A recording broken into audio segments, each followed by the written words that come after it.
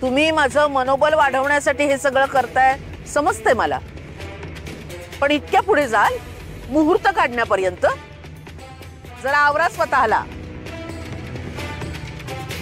जाऊबाईनी यांना बोल लावले म्हणजे ह्या नेहमी सारख्या झाल्या।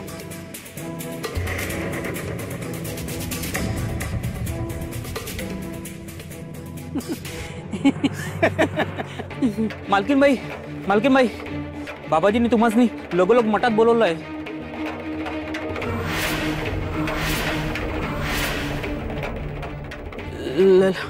लगेच?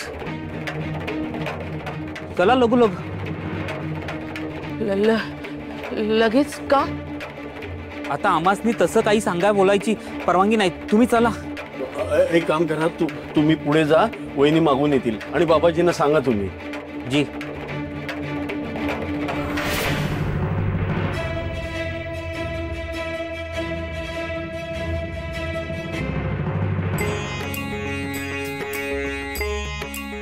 विठुरा, तू आहोंना अगदी नेमक्या वेळीच आणलंस। आता आहो मला घेऊन जातील, मला मठात नाही जावं लागणार। बरोबर दादा, हा ते बघा दिगुसेत येतात आहे।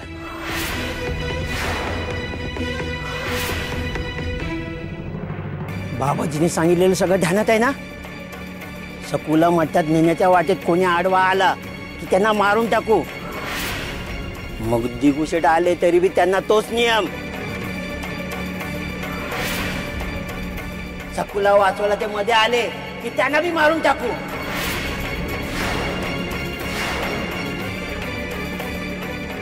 विठुरा, आऊंना इथून दूर जाऊ दे, माझे प्राण गेले तरी चालतील, पण आऊंना काही होऊ देऊ नकोस।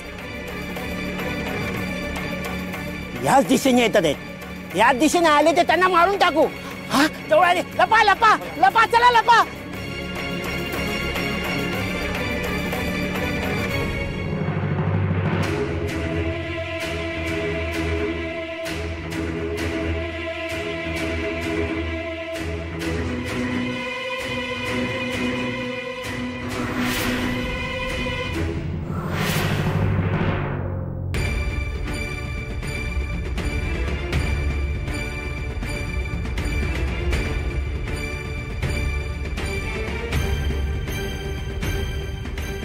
रमाई, तू आता का घाबरलीयस?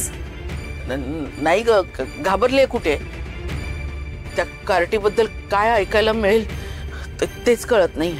घाबरली नाहीयेस?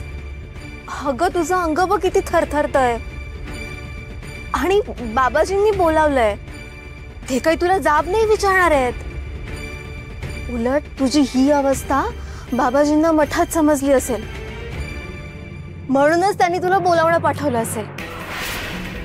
ती मेली असेल तर?